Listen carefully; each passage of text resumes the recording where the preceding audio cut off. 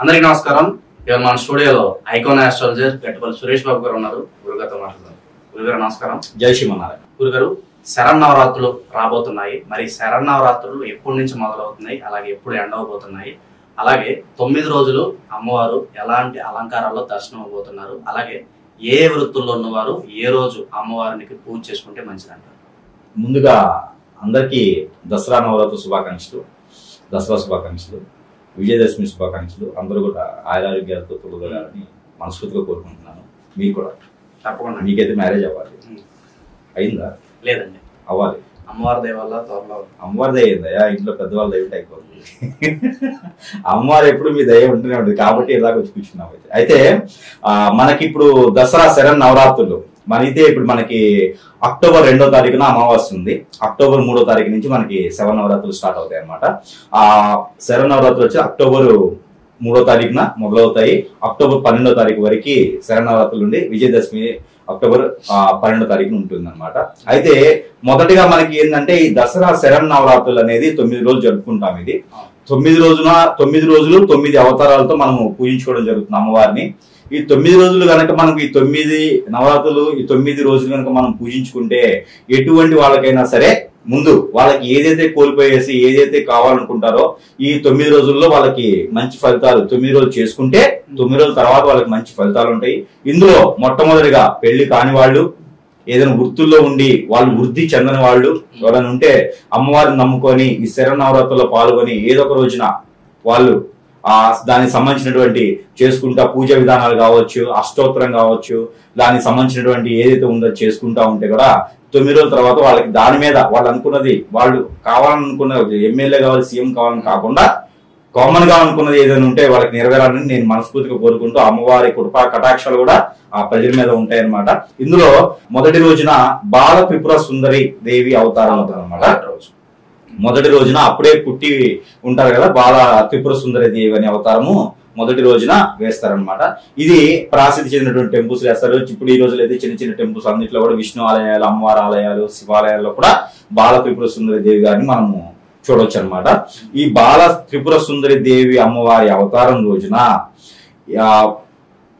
ఎలాంటి వారు పూజ చేసుకుంటే, ఎలాంటి వారు ఆవిడ ఒక కృపా కటాక్షానికి ఇదవుతే, ఎలాంటి వారు ఆమె దర్శనం చేసుకోవడం వలన వాళ్ళకి ఎలాంటి ఫలితం ఉంటుంది అంటే, ఎవరైనా పిల్లలు ఉంటారు, బాల అరిష్ట రోగాలని ఉంటాయి కొన్ని పిల్లల్లో బాలరిష్ట లోపాలని, బాలరిష్ట దోషాలని ఇలా ఉంటాయి అన్నమాట. ఎలాంటి అంటే చిన్న పిల్లల్లో చెవుడు అంటే శ్వాసకోశ సమస్య, ఐ సమస్య ఎలాంటివి వస్తాయి అంటే ఇప్పుడు మ్యాండ్రికం అంటారు. సంబంధాలు ఇంట్లోనే చేసుకుంటారు. బ్రెయిన్ మెచ్యూర్ అవ్వకపోవడం, మ్యాండ్రిక్ మ్యాచెస్ అంటారు. సంబంధాలు మ్యాండ్రికం చేసుకున్న వాళ్ళకి కొంతవరకు పిల్లలు ఏంటంటే హార్మోన్ ఇన్బ్యాలెన్స్ తో పుడతారు. వాళ్ళకి బాలరిష్ట దోషాలని కొన్ని వస్తాయి అన్నమాట. ఇలా కామన్ గా కూడా కొంతమందికి 16 సంవత్సరాలు వచ్చేంత వరకు కొన్ని చిన్న లోపాలు పిల్లలు మనం చూస్తుంటాం. అదే బ్రెయిన్ మెచ్యూర్ అవ్వకపోవటం, కళ్ళు సరిగా కనపడకపోవటం, చూపు లేక చెవులు సరిగా వినపడకపోవటము, ఇలాంటి సమస్యలతో చాలా మంది పిల్లలు ఉంటారు. ఈ పిల్లలకు కనుక ఈ యొక్క నవరాత్రుల్లో మొదటి రోజున బాల త్రిపుర సుందరి దేవి అవతారం రోజున వీళ్ళని కూర్చోబెట్టేసిన బాల త్రిపుర సుందరి దేవి అవతారం వీళ్ళకి వేసి పూజ చేసుకోవడం ద్వారా రేగి పళ్ళు దొరుకుతాయి. ఈ సీజన్ లో రేగి పళ్ళు అభిషేకం చేయడం ద్వారా వీళ్ళకి అమ్మవారికి సంబంధించినటువంటి గోతనామాలతో కావచ్చు, ఈ పిల్లలకు సంబంధించిన అమ్మవారి పాదాల వద్దకి పెట్టేసి ఆ ప్రసాద నైవేద్యాలు పెట్టేసుకొని ఇంట్లో అయినా పూజించుకోవచ్చు అనమాట. బాల త్రిపుర సుందరి దేవి అవతారం రోజున ఈ పిల్లలందరికీ తీసుకెళ్లేసి గుడిలో తీర్థ ప్రసాదాలు ఇప్పించేసి, గోతనామాలు చెప్పించేసి ఆ గుడిలో ఆ అమ్మవారి దర్శనం చేపిస్తే కనుక త్వరగా వీళ్ళు ఈ బాలరిష్ట దోషాలని 16 సంవత్సరాల పాటు ఉండేటువంటివి ఏవైతే ఉన్నాయో ఇవి అతి త్వరగా తగ్గిపోయేసి వీళ్ళు మంచి నడవడికతో ఉండేటువంటి అదృష్టం అయితే ఆ రోజు ఉంటుందన్నమాట. అందుకని ప్రతి ఒక్కరు కూడా ఎలాంటి లోపం లేకపోయినప్పటికీ కూడా పిల్లలు అందరూ కూడా బాల త్రిపుర సుందరి దేవి అవతారం రోజున పిల్లలందరూ కూడా గుడికి వెళ్ళేసి ఆ ఒక అమ్మవారి యొక్క దర్శనాన్ని వీక్షిస్తే ప్రతి ఒక్కరి మీద ఆ యొక్క కృపా కటాక్షాలు ఉంటాయని మనస్ఫూర్తిగా నమ్మకం ఉంటుందన్నమాట. ఆ పని అందరూ కూడా చేయాల్సినటువంటి ప్రక్రియ అన్నమాట. ఇంకా రెండో రోజు గాయత్రి దేవి అవతారం. ఈ గాయత్రి దేవి అవతారం ఏంటంటే ఆ గాయత్రి దేవి ఏం చేస్తారంటే, ఈ గాయత్రి దేవి అనేది సకల సంపదని కలిగించేటువంటి వ్యక్తిత్వం అన్నమాట. ఈ గాయత్రి దేవి ఏంటంటే సలహాదారుడి అన్నమాట. అంటే 10 మందికి సలహాలు ఇచ్చేసి ఎవరు ఎలా ఉండాలి నడవడిక నేర్పేటువంటి వ్యక్తి గాయత్రి మాత. ఈ గాయత్రి మాతని ఎవరు పూజించాలి అంటే పొలిటీషియన్స్, సెలబ్రిటీలు, ఎక్కువగా ప్రజల కోసం శ్రమపడేటువంటి వ్యక్తులు ఎవరైతే ఉన్నారో వీళ్ళు గనక ఈ గాయత్రి దేవి అవతారం రోజున అక్కడ పూజా విధానం కానివ్వండి, అక్కడ పూజలో పాల్గొనడం కానివ్వండి, గాయత్రి హోమం కానివ్వండి ఆ రోజు చేయిస్తే గనక, చండీ హోమం, గాయత్రి హోమం గనక ఆ రోజు చేయిస్తే గనక వాళ్ళకి అతిథులుగా సంపద అనేది తులతోవడం జరుగుతుంది. పార్టీలో కావచ్చు, ఏదైనా వాళ్ళు అనుకున్నటువంటి ఏ సంస్థలైనా 10 మందికి సరిపడా శ్రమ చేసేటువంటి సంస్థలు ఎందులో ఉన్నా కూడా ఎలాంటి ఎన్జిఓస్ కూడాను ఈ యొక్క గాయత్రి దేవి రోజు, గాయత్రి అవతారం రోజున వీళ్ళు పూజించుకోవడం ద్వారా మంచి ఫలితాలు వీళ్ళు పొందేటువంటి అవకాశం ఎక్కువ కనిపిస్తా ఉంది. వీళ్ళు ఏమి చేయలేకపోయినా కూడా ఆ గాయత్రి మాత ఉన్నటువంటి టెంపుల్లోకి వెళ్ళి దర్శనం చేసుకున్నా కూడా వీళ్ళకి ఆ ఒక ప్రతిఫలం అనేది ఉంటుందన్నమాట. ఇలాంటి వాళ్ళు గాయత్రి మాత అవతారం రోజున వెళ్ళి దర్శనం చేసుకుంటే మంచి ఫలితం ఉంటుంది.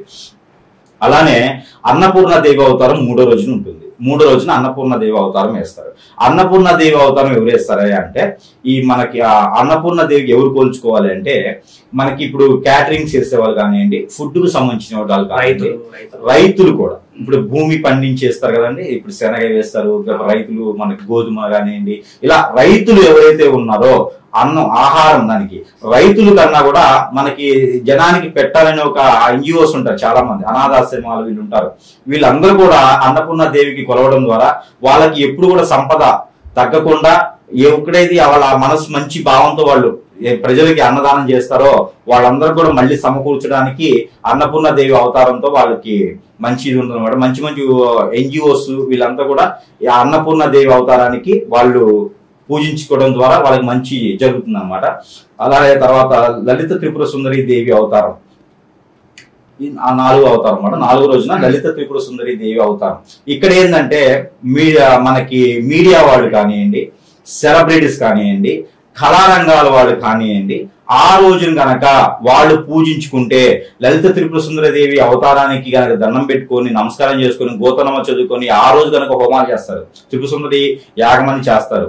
ఆ రోజు చదువుకుంటే ఆ మంచి ఫలితం అనేది ఉంటుందన్నమాట. తర్వాత వచ్చేసి చండీ అవతారం. చండీ అవతారం వచ్చేసి 6వ రోజున చండీ అవతారం ఉంటుంది. ఈ చండీ అవతారం రోజున ఎవరైనా సరే కొత్తగా వ్యాపారం చేయాలి అనుకున్న వాళ్ళు, లేదా ఆల్రెడీ వ్యాపారం చేసేటువంటి బిజినెస్ పీపుల్ ఎవరైతే ఉన్నారో, వ్యాపారం చేసేటువంటి వృద్ధి అవ్వడానికి, వ్యాపారం చేయాలనుకున్నటువంటి ఆలోచన ఉన్న వాళ్ళు ఆ రోజున కనుక పూజించుకొని ఆ చండీ హోమం అని కూడా ఉంటుంది అనమాట. ఆ రోజు కనుక చండీ హోమం కూడా చేపించుకుంటే మంచి ఆయుర ఆరోగ్యాలు, ఆ ధనధాన్యాలు కూడా వాళ్ళ ఇంట తొలతూగేటువంటి అదృష్టం వాళ్ళకు ఉండదు. అలానే 7వ అవతారం లక్ష్మీ అవతారం. లక్ష్మీ అవతారం అంటే ఇంక అందరూ తెలిసిన విషయం ఉంటుంది. ఎక్కువ పూజ చేస్తా ఉంటారు. లక్ష్మీదేవి గవ్వలు పెట్టేసి పూజ చేస్తా ఉంటారు, సాలగ్రాములు పెట్టేసి పూజ చేస్తా ఉంటారు, ఏకనారి పెట్టేసి పూజ చేస్తా ఉంటారు అన్నమాట. ఆ లక్ష్మీదేవి పూజ చేసుకోవడం, లక్ష్మీ గవ్వలతో పూజ చేసుకోవడం, ఆ రోజున లక్ష్మీదేవికి జమ్మి చెట్టు నుంచి తీసుకొచ్చిన ఆకుతో పూజ చేయడం, ఇలా చేస్తూ ఉంటే కూడా లక్ష్మీదేవి కృపా కటాక్షాలు ఆ ఒక చేసిన వాళ్ళ మీద, అందరి మీద ఉండేదానికి ఆస్కారం ఉంటుంది. అలానే కొత్తగా ఇల్లు కట్టుకోవాలనుకున్నా, ఇంట్లో ఏదైనా అశాంతి ఉన్నా కూడా లక్ష్మీదేవి అవతారం రోజున పూజ చేసుకోవడం వలన, ఆ రోజు దైవారాధనకి వెళ్ళేసి దేవుని గుళ్ళో పూజ చేసుకోవడం వల్ల కూడా వాళ్ళకి మంచి జరిగేటువంటి అదృష్టం అయితే ఉంటుందన్నమాట. ఆ తర్వాత వచ్చేసి సరస్వతి దేవి అవతారం. ఈ సరస్వతి దేవి అవతారం రోజున పిల్లలు ఎవరైనా చదువులు కానీ తక్కువ ఉన్నా, పెద్దవాళ్ళైనా సరే ఏదైనా ఎడ్యుకేషన్ పరంగా కానీ, లాయర్స్ కావచ్చు, జాబులు, లేదా ఎవరు డాక్టర్స్ కావచ్చు, ఎవరు కూడా మనం మేధాశక్తి ఉందంటే ఎవ్రీడే అడ్వాన్స్ అవ్వాలి. మన మేధాశక్తి ఎప్పుడు కూడా అడ్వాన్స్ అవుతూనే ఉండాలి. ఇలా అవ్వాలనుకున్న ప్రతి ఒక్కరు కూడా ఎప్పుడు మనం చదువుకుంటూనే ఉంటాం. ఎంత తెలిసినా కూడా మనకు తెలిసిన తక్కువే ఉంటుంది, ఇంకా తెలుసుకోవాల్సింది ఎక్కువ ఉంటుంది. వీళ్ళందరూ కూడా సరస్వతి దేవి అవతారం రోజున అందరూ వెళ్ళేసి మోటీలు అంటే గుంజిళ్ళు తీయాలి. అక్కడ అమ్మవారి దగ్గర గుంజిళ్ళు ఒక 108 గుంజిళ్ళు చేతనైతే, లేకపోతే ఒక 21 గుంజిళ్ళు అయినా సరే తీస్తే వీళ్ళ తప్పు దయాలు ఏమైనా తప్పు రాతలు కానీ, తప్పు పరీక్షలు కానీ తప్పుగా చేస్తుంటే అవి క్షమించేసి మళ్ళీ వీళ్ళకి జ్ఞానం ప్రసాదిస్తుంది. జ్ఞాన సరస్వతి దేవి అంటారు. అందుకోసమే ఈ జ్ఞానం ప్రసాదించడానికి సరస్వతి అమ్మవారి దగ్గరికి వెళ్ళి పూజ చేసుకోవడం, ఆమె తీర్థ ప్రసాదం, ఆ రోజు తులసి తీర్థం ఇస్తారు. ఈ తులసి తీర్థం తీసుకోవడం కానీ చేస్తే వీళ్ళకి జ్ఞానం అనేది వచ్చేసి పిల్లల్లో ఆ రోజున అక్షరాభ్యాసం చేస్తారు. చాలా మంది కూడా సరస్వతి అమ్మవారి దగ్గర అక్షరాభ్యాసం చేస్తారు.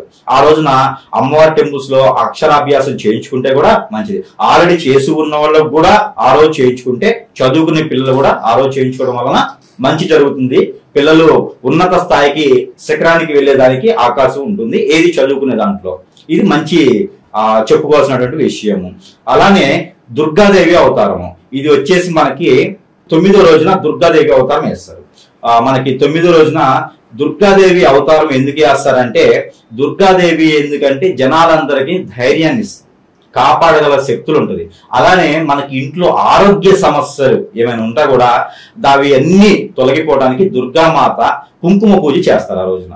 ఆ రోజు కుంకుమ పూజలు అందరూ పాల్గొనేసి ఎలాంటి వృత్తులున్నా కూడా దుర్గాదేవి కనుక పూజించుకుంటే ఉత్తమమైన ఫలితం ఉంటుంది. మనలో ఉన్నటువంటి ధైర్యాన్ని కోల్పోకుండా, అధైర్యపడకుండా ముందుకు వచ్చేసి కోర్టు విషయాల్లో ఏదైనా ఉన్నా, ఏదైనా సమస్యల్లో ఉన్నా, భూమి వ్యవహారమైన సమస్యలో ఉన్నా, మీరు ఏదైనా గొడవల్లో సమస్యల్లో ఉన్నా కూడా దుర్గామాత ధైర్యాన్ని ఇచ్చేసి అందరి నడవడికని మంచితనంగా చేసేదానికి దుర్గా అవతారం ఉంటుందన్నమాట. ఆ రోజున దుర్గాదేవికి అందరూ కూడా పూజ చేసుకుంటే చాలా మంచి ఫలితం అయితే ఉంటుంది. తర్వాత మనిషాసుని మర్దని, ఇది వచ్చేసి శత్రునాశిని అంటారు. ఈ శత్రునాశిని మనిషాసుని మర్దని శత్రునాశిని చేస్తారనమాట. మీకు ఏదైనా శత్రు దోషాలు గాని, శత్రువు నుంచి విమోచనం గాని, భయం, మీకు ఏదైనా భయం ఉన్నా కూడా ఆ రోజున మీరు గనక పూజ చేసినట్లయితే గనక మనిషాసుని మర్దని పూజకి ఏం చేయాలి అంటే నల్ల నువ్వులతో పూజ చేస్తే చాలా మంచి ఫలితం ఉంటుంది. అన్ని దేవతలకి నువ్వులు పనికిరావు. నువ్వులు అనేది ఓన్లీ నవగ్రహాల మీదే చేస్తారు. కానీ మనిషాసుని మర్దనికి నల్ల నువ్వులతో లేదా తెల్ల నువ్వులతో ఆ రోజు పూజ చేస్తారు. బెల్లము నువ్వులతో పూజ చేస్తారు అన్నమాట. అది కనుక పువ్వులతో చేస్తారు. ఆ రోజు లలిత మనకి మనిషాసుని మర్దని పూజ చేస్తే కూడా చాలా మంచిది. మనిషాసుని మర్దని అంటే చాలా మంది భయపడతారు, కానీ జనాల్లో భయాన్ని పోగొట్టడానికి వచ్చేటువంటి ఆ ఒక అవతారమే మనిషాసుని మర్దని. ఇక చివరిగా వచ్చేసరికి రాజరాజేశ్వరి అమ్మవారు. ఈ రాజరాజేశ్వరి అమ్మవారి యొక్క అలంకరణ ఏంటంటే, ఈవిడ శాంతి స్వరూపిణి. ఈ 9 రోజుల నుంచి 10 రోజుల నుంచి మనకు వచ్చినట్టు అవతారాలు మనకి ఏ లోపాలని మనం చూసుకున్నట్లయితే, ఈ రాజరాజేశ్వరి దేవి అనేది ఇవన్నీ తీర్చేదానికి సకారంగా శాంతి రూపం అన్నమాట. ఈ రాజరాజేశ్వరి దేవి ఏంటంటే, మనం శాంతంగా ఉన్నటువంటి వాళ్ళకి ఆవిడ ఉండేసి ఇప్పుడు మనం కోరుకున్న కోరికలన్నీ తీర్చేదానికి వచ్చేటువంటి అమ్మవారి అవతారమే రాజరాజేశ్వరి దేవి చివరి అవతారంగా మిగిలిపోయి శాంతి రూపంగా ఉంటదన్నమాట. ఆ రోజు మీరు చక్కెర పొంగల్ కానివ్వండి, ఏదైనా పులిహోర కానివ్వండి, పిండి వంటలు, ఎన్ని రకాల పిండి వంటలు అంటే అన్ని రకాల పిండి వంటలు చేసి విజయదశమిగా ఉన్న రోజున ఆ రోజు ఇక ఆ అవతారంతో ఎండింగ్ ఉండిద్ది కాబట్టి ఆ అవతారాన్ని పూజించుకుంటే ఎలాంటి ఫీల్డ్ ఉన్న వాళ్ళు కూడా వాళ్ళ ఒక స్థాయిని పెంచుకునే దానికి, మనలో ఉన్నటువంటి నెగిటివిటీని, మనలో ఉన్నటువంటి అధైర్యాన్ని పోగొట్టి ఆ ఒక అమ్మవారు కృపా కటాక్షాలు అందరి మీద ఉండేలా చూసుకుంటది. ఈ అమ్మవారికి పూజించుకోవడం వల్ల మంచి జరుగుతుంది అనమాట. ఇది అమ్మవారి యొక్క రూపం. అమ్మవారి యొక్క అవతారాలు ఏ వాళ్ళు ఏ పూజ చేయాలనే దానికి ఇట్లా ఉంటుంది. 9 రోజులు 9 అవతారాల గురించి, అలాగే ఏ వృత్తిలో ఉన్నవారు ఏ రోజు పూజ చేసుకుంటే మంచిదనే అంశాన్ని చాలా బాగా వివరించారు సురేష్ గారు. నమస్కారం.